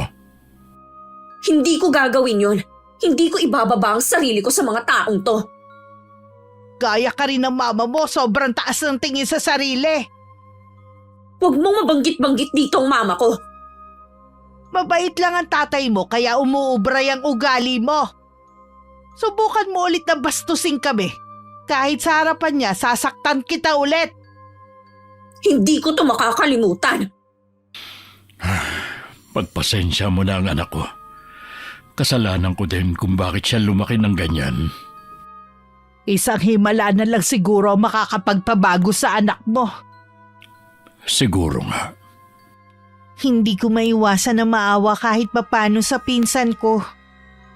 Pakiramdam niya siguro pinagkakaisahan na siya. Sino ba dapat ang sisihin kung bakit siya ganon? Nang kami na lang ni Inay, kinausap ko siya tungkol sa nangyari kanina. Hindi rin kasi ko mapalagay. Hindi ko rin ginusto ang nangyari. Sobra na kasi ang pinsan mo Ay, nakakapag-alala tuloy. Baka may gawin siya sa inyo habang wala ako. Hindi niya ako kaya. Huwag mo kong alalahanin. Ganun ba talaga ang mga mapipera? Gusto laging mang-api ng maliliit na tao? Oo anak. Kaya ikaw kahit anong mangyari, magtapos ka ng pag-aaral. Hindi lang nag-iisa si Saida sa mundong ito. Marami sila. Opo, Nay. Mas lalo tuloy ako nag-alala kay Kuya Vincent kung sila lang ang maiiwan na 2. Hindi po natin iiwan si Chong. Lalo na po't masama ang pakiramdam niya. Kinukumbinsi ko nga siya na magpa-check up Sabi niya sa Maynila na nga lang daw, para pareho na kami magpapatingin. Sayang, gusto ko sanang makarating ng Maynila Marami pa namang pagkakataon para makarating ka ng Maynila Unahin mo muna ang pag-aaral. Opo, Nay. Magtatapos po ako kahit anong mangyari. Pangako ko po yan sa inyo. Ay, sana kasing bait mo na lang si Saida. Para hindi na namumroblema ang tiyuhin mo sa kanya. Susubukan ko pong makipaglapit kay Ate Saida. Baka po kailangan lang niyang suyuin. Alam ko kapag ang isang tao magbabago pa, Sa pinsan mo wala akong nakikita na pag-asa. Ganun po ba? Iwasan mo na lang siya hanggat maaari. Sige po. Mag-aral ka na lang dito. Ako na ang bahalang magluto ng hapunan natin. Sa kabila ng sinabi ni inay, sinubukan ko rin makipaglapit sa pinsan ko. Madalas niya akong bulyawan at inuutusan kahit nasa kwarto ko para mag-aral. Lagi rin niyang bukang bibig na kasambahay lang ako. At kailangan kong suklian ang pagpapaaral sa akin ng papa niya. Sinusunod ko na lang siya para wala na lang gulo. Kapag kaharap si inay at papa niya, mabait siya at parang hindi makabasag pinggan. Parang naniniwala na nga ang papa niya na nagbago na siya. Pero blanko naman ang ekspresyon ng mukha ni inay. Siya nga pala anak. Sa makalawa luluwas na kami ng Maynila ng Tio Vincent mo. Ang mabuti pa doon ka muna sa bahay natin. Sige po. Magtatagal po ba kayo ng tiyong? Hindi ko pa alam Sana naman po maging maayos pareho ang kalusugan ninyo. May awa ang Diyos. Hindi na rin naman sumasakit ang dibdib ng tiyong mo. Ako naman wala namang ibang nararamdaman.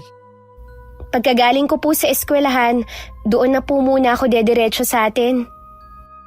Tumawag ka lang sa akin kapag may problema ka ha. Ano naman po ang magiging problema ko? Ito kasi ang unang beses na magkakalayo tayo kahit ilang araw lang Nay, wag na po kayong mag-alala sa akin. Hindi naman na ako bata Nag-iisa lang kitang anak at babae pa. Natural lang na mag-alala ko sa'yo. Lagi po akong tatawag sa inyo pagkagaling ko sa eskwelahan. Paano nga po pala si Ate Saida? Mag-isa lang siya rito. Hayaan mo siya. Kaya naman niya ang sarili niya. Kaya kita pinapauwi sa atin dahil wala akong tiwala sa kanya. Di ako naniniwala na mabait na siya. Sabi niyo nga, wala nang pag-asang magbago. Meron din kasing sinabi ang Tio Vincent mo kaya naisip ko na hindi na siya magbabago. Ano po yun? Tsaka ko na lang sasabihin sa'yo. Ang daya naman, Nay. Medyo komplikado rin kasi Tsaka hindi pa naman sigurado ang tiyong mo. Sige na nga po, hindi ko na kayo kukulitin. Nay, magdala kayo ng pasalubong Oo naman. Minsan lang ako makarating ng Maynila kaya mamimili na rin ako. Ang balak ko sanang pagtigil sa bahay namin hindi natuloy. Nakiusap kasi si Tio Vincent na samahan ko muna ang pinsan ko. Nilalagnat kasi ito at hindi makatayo sa higaan. Nagbilin naman si inay na kapag magaling na si Ate Saida, umuwi na ako sa bahay namin. 2 araw nang may sakit ang pinsan ko.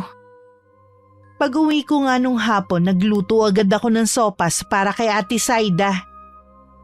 Nag-iwan naman ako ng pagkain at gamot niya bago ako umalis nung umaga. Ate Saida, dinalhan kita ng sopas. Bakit ngayon ka lang? Kanina pa kita tinatawag Pumasok ako kanina Nag-iwan naman ako ng pagkain at gamot mo. Inuna mo pa talagang pagpasok mo kaysa alagaan ako. Hindi ka na naman mainit nung iniwan kita Kahit na! Huwag ka nang magalit. Kainin mo na lang to para malamnan ng tiyan mo. Kanina pa ako gutom na gutom. Ngayon mo lang ako dadalhan ng pagkain? Huwag ka na sanang magalit. Nandito na naman ako Bukas huwag kang papasok. Ay, hindi pwede ate. Importante sa akin ang pumasok. Mas mahalaga ako kaysa dyan. Huwag mo sanang kakalimutan na pinapaaral ka ni Papa kaya sumunod ka sa akin. Tama. Ang papa mo ang nagpapaaral sa akin. Kaya hindi kita susundin.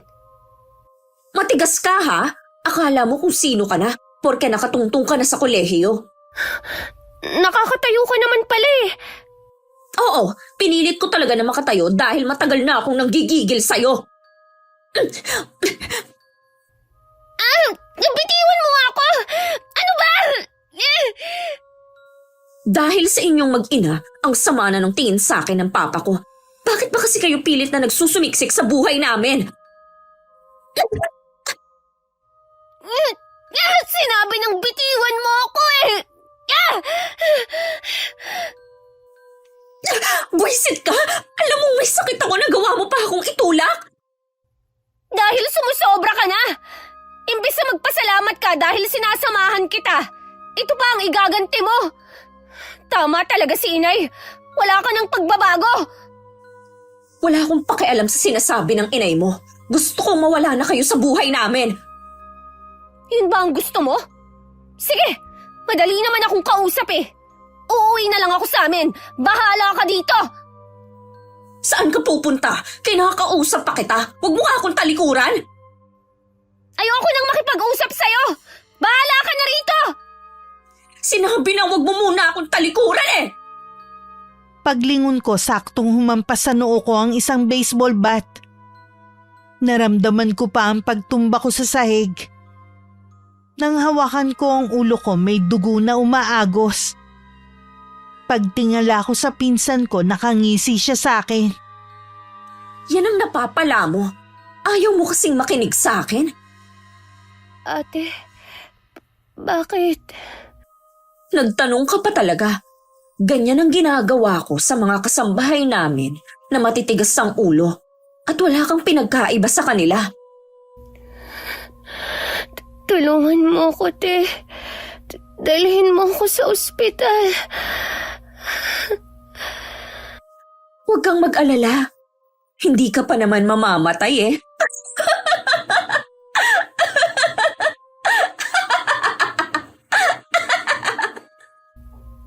Ate, maawa ka. Tulungan niyo ako. Mga kapitbahay. Walang makakarinig sa'yo dito. Halika, tumayo ka dyan. Dinala ko ni Ate Saida sa kwarto ko. Pilit ako nagpupumiglas pero dahil sa panghihina at hilong nararamdaman ko, wala akong nagawa. Isinalya niya ako sa higaan ko. Pilit ko nilalabanan ng antok pero matindi talaga ang hilong nararamdaman ko. Hindi ko na napaglabanan. Tuluyan na ako napapikit. Samantala kanina patunog ng tunog ang cellphone ko. Kinuha yun ni Ate Saida tsaka binasag. Uy, bakit parang nag-aalala ka? Kanina ko pa kasi tinatawagan si Jen pero hindi siya sumasagot. Alam kong nasa bahay na siya ng ganitong oras. Baka naman may ginagawa. Nakausap ko nga pala kanina si Saida. Okay na raw ang pakiramdam niya. Salamat daw sa pag-aalaga ni Jen. Tama kaya naiwan natin sila sa bahay na silang dalawa lang. May sakit si Saida. Nakita mo naman nung umalis tayo. Hindi makatayo sa higaan. Biling ko kasi kay Jen kapag magaling na ang pinsan niya, umuwi na siya sa bahay. Hindi kasi kumapakali sa ikinuwento mo sa akin eh. Bata pa lang kasi nakikita na niya na gano'n ang ginagawa ni Mildred sa mga kasambahay namin. Kaya nagaya niya. Hindi kaya may sira sa ulo ang anak mo? Hindi kasi normal ang ginagawa niya. O di kaya baka tama ang hinala mo na hindi mo siya anak kaya ganun ang ugali niya. Kung totoo man yan, hindi nababawasan ang pagmamahal ko sa kanya bilang ama. Ay, napakabait mo talaga. Ang swerte ni Mildred sa'yo nung nabubuhay pa siya. Pati ang anak mo. Pagkatapos ng gagawin natin pagpapacheck up, uuwi na agad tayo. Sana naman sagutin na ni Jen ang tawag ko. Baka mamaya mismong anak mo pa ang tumawag sa'yo. Sana nga. Kanina pa kasi ko kinakabahan eh. Normal lang yan. Ito ang unang beses na nawalay ka sa kanya eh. Hindi lang yun ang dahilan. Wala rin akong tiwala sa anak mo. Huwag mo naman sanang isipin na may masamang gagawin si Saida sa anak mo. Minsan na niyang sinaktan ng anak ko, kaya hindi mo rin ako masisisi. Teka, tatawagan ko ulit si Saida. Itatanong ko si Jen para mawala yung pag-aalala mo.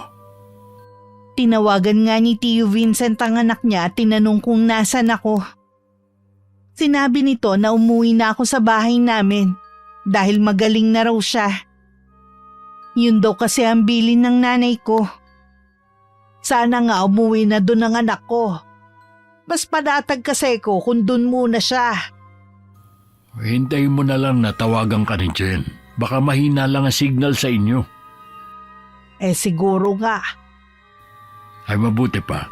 Lumabas muna tayo at mamili ng mga pasalubong na bilin ng anak mo. Sigurado magtatampo yun kapag kinalimutan mo ang bilin niya. Mabuti pa nga. Kung nandito lang kasi tayo, mas lalo ako mag-aalala. Hindi ko alam kung gaano ako katagal na nakatulog. Nahihilo pa rin ako. Agad kong hinanap ang cellphone ko, wala yun sa bulsa ng suot ko. Naalala kong naiwan ko yun sa bag ko. Dali-dali akong tumayo at lumapit sa may pinto pero nakalak yun. Ate Saida! Buksan mo to! Palabasin mo ako! Ate Saida! Ate Saida! Nandito na ako. Bakit ba ang ingay mo? Sisirain mo ba tong pinto, ha?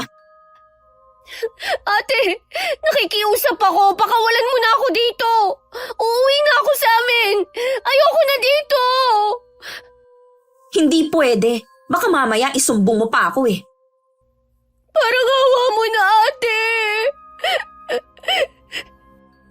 Kahit umiyak ka pa ng dugo dyan, hindi kita pakakawalan.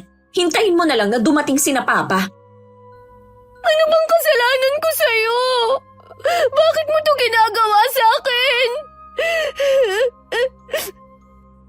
Nagtatanong ka pa talaga, ha? Buwisit kayong mag-ina. Dahil sa inyo, ayaw nang bumalik ni Papa sa Maynila. Ayokong tumira sa boring na lugar na to. Di sana, ikaw na lang ang bumalik doon. Boba, kapag bumalik ako doon, mapipilitan akong magtrabaho dahil puputulin ng Papa ko ang suporta niya sa akin. Hindi ako papayag na kayong mag-inang makinabang sa pera ng Papa ko. Hindi rin ako papayag na ikulong mo ako dito. Saan ka pupunta, ha? Hindi ka makakatakas dito. Bitiwan mo ako! Gusto mo pa talagang madagdagan ang sugat mo, ha? Sige, eto sa'yo! Wag, ate! Maawa ka! Wag! Hindi ko agad napansin kanina na hawak ng pinsan ko ang baseball bat niya.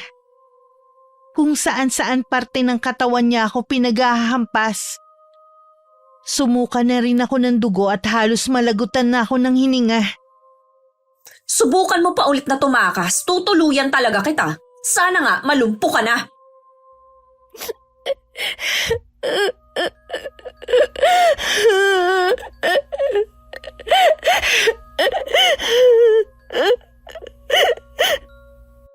Hindi ka kakain ngayon.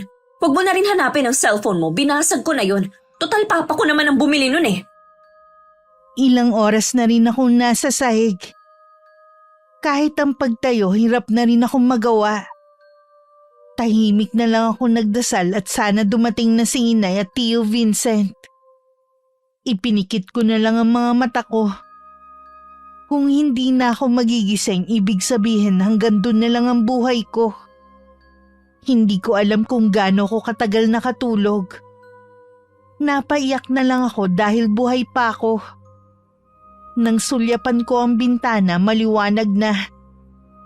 Kahit masakit ang buong katawan ko, pinilit kong tumayo.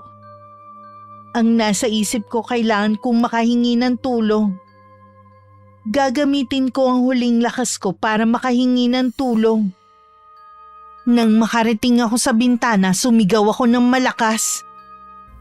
Tulong! Tulungan niyo ako!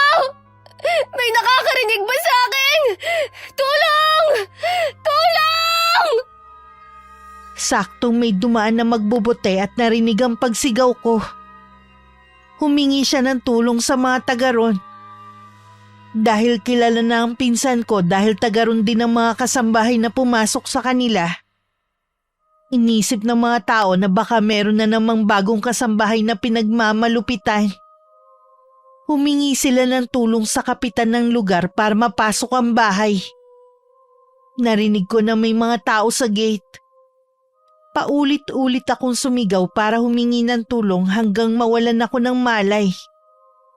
Nagising ako na nasa ospital na ako. Nasa tabi ko na si inay at umiiyak. Nay, Anak ko, salamat naman nagising ka na. Kumusta na ang pakiramdam mo? kumikirot po ang ulo ko. Masakit din ang buong katawan ko. Gawa siguro yan sa pagkakahampas sa'yo ni Saida. Mabuti na nga lang, walang pinsala ang bungo mo. May bali raw ang buto mo. Sabi naman ng doktor, maghihilom din naman agad. Akala ko talaga, katapusan ko na. Mabuti na lang, may tumulong sa akin. Magbabayad sa akin ng babaeng yon. Hindi ko siya mapapatawad sa ginawa niya. Nasaan na po si Ate Saida? Hindi ko alam kung nasan na siya ngayon. Kahit saan siya magtago, hindi niya matatakasan ang galit ko. Hindi ko rin po siya mapapatawad. Gaganti ako sa ginawa niya sa akin. Sa mas matinding paraan. Muntik na niya akong patayin. Gusto ko siyang ipakulam. Tama bang narinig ko na gusto mo siyang ipakulam? Opo, Nay. Alam kong kasalanan. Pero hindi lang ako ang pinagmalupitan niya. Siya mismo ang umamin. Maraming kasambahay ang sinaktan niya. Ako na ang bahalang pumunta kay Aling Miranda para humingi ng tulong. Alam kong hindi niya ako tatanggihan. May gaganti na rin natin ang mga kasambahay na pinagmalupitan niya dati. Hindi na dapat palampasin ang mga ginawa niya. Kahit ang papa niya, hindi siya maililigtas. Naawa ako kay Chong Vincent. Bakit ba siya nagkaroon ng anak na kasing sama ni Ate Saida? Nung nasa Maynila kami, nakumpirma namin na hindi niya anak si Saida. Buntis na si Mildred nang magsama sila ni Kuya. Mismong hipag niya nagkumpirma noon. Ano? Kaya pala hindi man lang niya naman ang ugali ni Chong. Iyon pala, hindi sila mag-ama. Magpahinga ka na. Kailangan mo magpalakas. Babantayan kita. Natatakot po akong pumikit. Lagi kong nakikita ang mukha ni Ate Saida. Kalimutan mo na siya. Hindi ka na niya ulit masasaktan pa. Dumalaw naman si Tio Vincent sa akin pero nagkataon na natutulog ako. Awang-awa siya sa akin at hindi niya matagalan na makita ang kalagayan ko. Sila na lang ni Inay ang nag-usap sa labas ng kwarto kung saan ako naroon. Walang kapatawaran ng ginawa ng anak mo kay Jen. Muntik na niya mapatay ang anak ko. Alam ko na walang kapatawaran ng ginawa ni Saida, pero humihingi pa rin ako ng tawad. Hindi ko kayo pipigilan kung gusto niyo magdemanda sa kanya. Yun nga lang, hindi ko alam kung nasaan siya. Hindi na kami magsasampa ng kaso alang-alang sa iyo. Baka nga wala na siya sa tamang pag-iisip. Balak ko siyang ipatingin sa doktor kapag nagpakita na siya. Baka nga umuwi na siya ng Maynila. Doon ko na lang siya hahanapin. Wag mo na siyang iuwi sa lugar natin. Yun lang ang pakiusap ko. Hindi na. Kakausapin ko rin ang hipag ko na kung pwedeng siya na lang ang kumupkup kay Saida. Ayaw kasi nun na mapag-isa sa bahay kung saan namatay ang mama niya. Alam kong napamahal na siya sa'yo. Pero sana itanim mo dyan sa isip mo, hindi mo siya anak. Alam ko naman, pero hindi nun nababawasan ang pagmamahal ko sa kanya. Siya nga pala, ako na ang bahala sa bayarin ninyo dito sa ospital. Kulang pa nga itong kabayaran sa mga ginawa ni Saida. Sana huwag kayong babalik sa dati niyong bahay. Tatanungin ko pa si Jen. Baka kasi may trauma pa siya sa bahay niyo eh. Naiintindihan ko. Luluwas din ako ng Maynila. Baka matagalan ako. Sana pagbalik ko nakapagdesisyon na kayo. Balitaan mo na lang ako, ha? Gusto ko rin na mamalaman ang nangyayari kay Saida. Dahil sariwa pa sa akin ang nangyari sa bahay muna namin ako nagpauwi. Binisita rin ako ni Tio Vincent bago siya lumuwas ng Maynila. Tumawag din daw ang hipag niya at sinabi nito kung nasan si Ate Saida. Nang masigurong maayos na ang lagay ko, nagpaalam si inay na pupunta lang kay Aling Miranda. May pagkakataon pa na pwede kong pigilan si inay. Pero hindi ko ginawa. Nasa isip kong tama lang na magdusa si Ate Saida. Bakit mo nagawa ang ganong kalupitan sa pinsan mo? Hindi ko naman sinasadya eh. Tuwing nakakasakit ka ng ibang tao, lagi na lang yan ang sinasabi mo. Akala mo kasi kung sino siya eh. Ikaw lang ang nag-iisip ng ganyan. Mabait si Jen. Kita mo nga, nung pinakiusapan ko siyang bantayan ka nung may sakit ka, hindi siya nagdalawang isip. Kumusta na po siya? Nakalabas na siya ng ospital at nagpapagaling na sa bahay. Hindi naman pala siya napuruhan eh. Hindi niyo na kailangan magalit sa akin. Gusto mo pa yatang mamatay siya? Hindi naman sa ganon. Magsasampa daw ba siya ng kaso? Hindi, alang-alang sa akin. Pero hindi ka na pwedeng umuwi doon. Ha? Saan ako titira kung ganon? Sa iyo iniwan ng mama mo ang bahay natin. Bahala ka kung anong gusto mong gawin doon. Ibenta mo o paupahan. Kailangan mo na matutong tumayo sa sarili mong paa. Wala ka na maaasahan sa akin. Hindi niyo pwedeng gawin sa akin to. Ang tiyahin mo na lang ang bahalang magpaliwanag sa iyo kung bakit kailangan ko tong gawin. Patawarin niyo ako kung naging pasaway ako sa inyo. Pa, huwag niyo naman ako ipagtulakan palayo dahil lang sa mag-inang yun. Bigyan niyo naman ako ng pagkakataon na magbago. Huwag niyo po akong iwan mag-isa. Wala na nga si Mama, pati ba kayo mawawala din? Hindi naman ako mawawala. Nasa probinsya lang ako. Kapag may pagkakataon dadalawin kita dito. Hindi lang kasi ang mag-ina ang galit sa'yo. Pati ang mga taga roon. Baka kung ano na lang ang magawa nila sa'yo. Akala ni Tio Vincent na tanggap na ng anak ang desisyon niya dahil bigla itong tumahimik. Nang mapansin na parang namumutla ito, lalapitan sana niya nang bigla itong sumuka na may kasamang mga insekto. Ano to?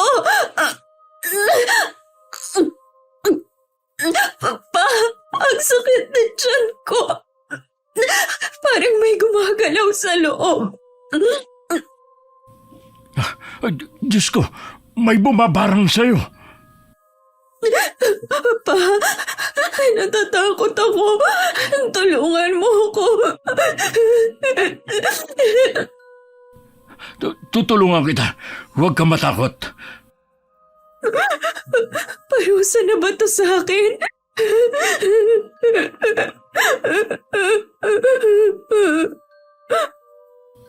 Huwag mong isipin yan. Kinailangan ikulong sa isang saradong kwarto si Ate Saida. Kahit kasi mga bangaw lumalapit na sa kanya. May masangsang kasing amoy na nanggagaling sa kanya na dahilan para lapitan siya ng mga ito. Lahat na ng pwedeng lapitan hiningan na ng tulong ni Tio Vincent. Pero walang nagawa ang mga yun. Hanggang sa tinawagan na niya si Inay. Hirap na si Saida. Paulit-ulit niyang sinasabi na parusa sa kanya nangyayari. Posible nga. Sa dami niyang nagawang kasalanan. Baka may kakilala ka na magaling na albularyo dyan. Pasensya na kuya. Ang kilala kong albularyo 2 taon nang patay. Mahigit 100 taon na rin kasi ang edad nun eh. Kung sino man ang gumawa nito sa anak ko, sana patawarin niya na. Sana nga, kung nagsisisi na rin naman siya. Tumawag lang ako para ibalita ang nangyayari kay Saida. Hindi ko rin alam kung kailan ako makakauwi. Mag-iingat ka dyan ha. Tumawag ka lang kung may kailangan ka. Kay Chong Vincent pa rin ako naaawa. Hindi kay Ate Saida. Ganon din ako. Alam kong labis siyang masasaktan kung mawawala ang anak. Bigla po akong naguluhan, Nay.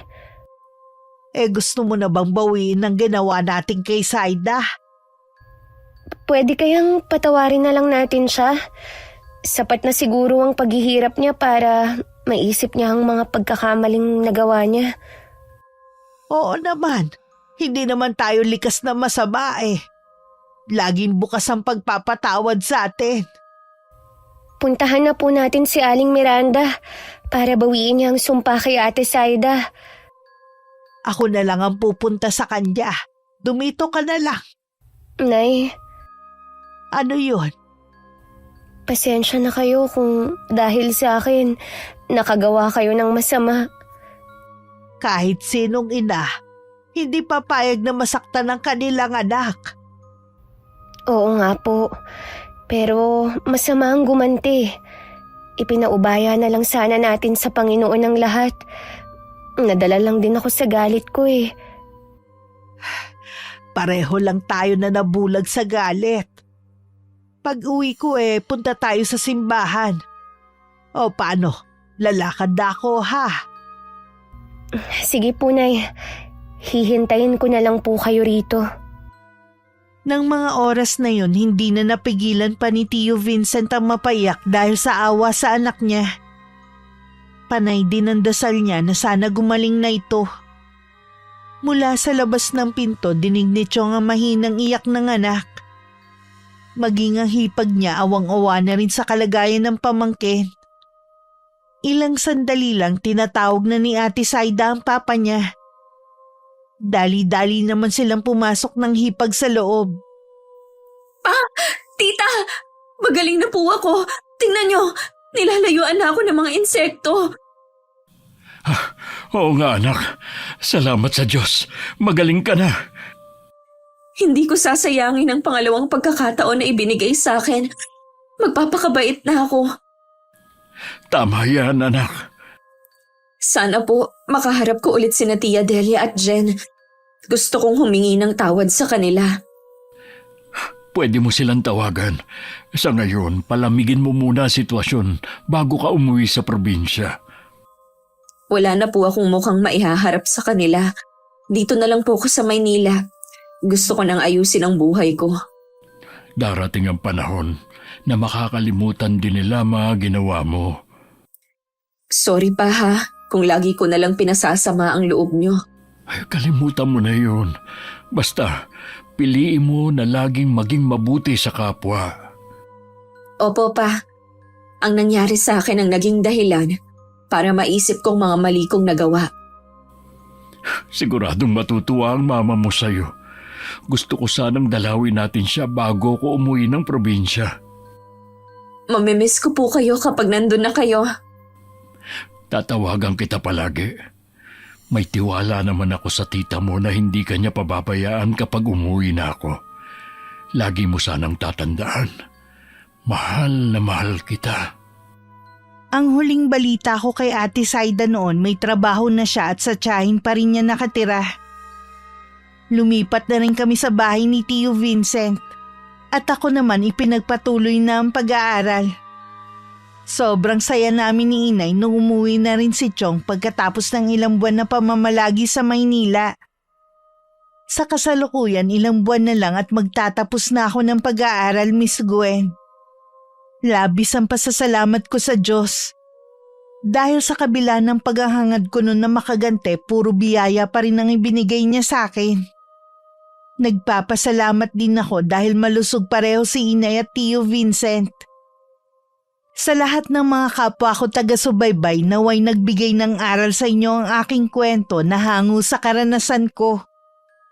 Wakas. Okay, shoutout po tayo. Shoutout kina Desiree Ramos, Melissa Santos, Luisa Ramos, Maricon Mondragon, Edgar Rivera and Joanne Buksit ng Easy Tag Manpower Services. Salamat po sa laging pakikinig.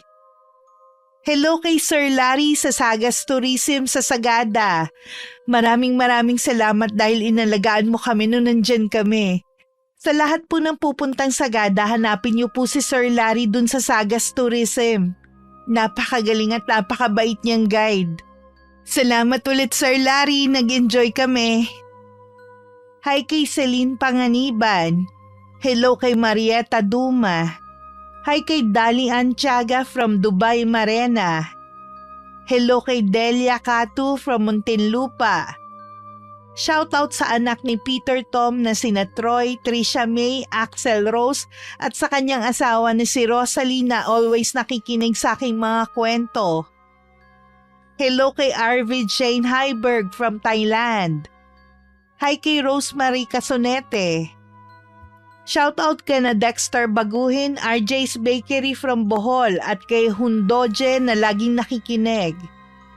Hello kay na Marlon Doloso, Boking Regala, Bea Doloso, Joyce Rojas and Kyle Doloso from Mandaon, Masbate na laging nakikinig at nag-aabang.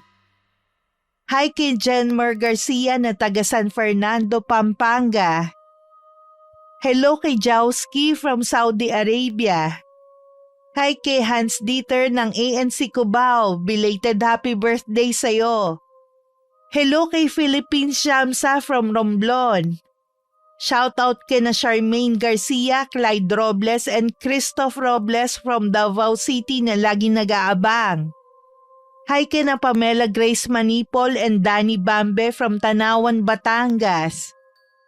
Hi kay Darin Aton from Bicol. Hello kay Myla Lanon from Malaysia. Hi kina Jocelyn Kay at sa kanyang nanay na si Alicia Espinosa Parangat na palaging nakikinig. Hello kay Chef Dial, salamat sa suporta mo. Hi kay Ronalyn Rodriguez from Aklan. Hello kay Mary Joy Sabaresa, salamat sa pakikinig.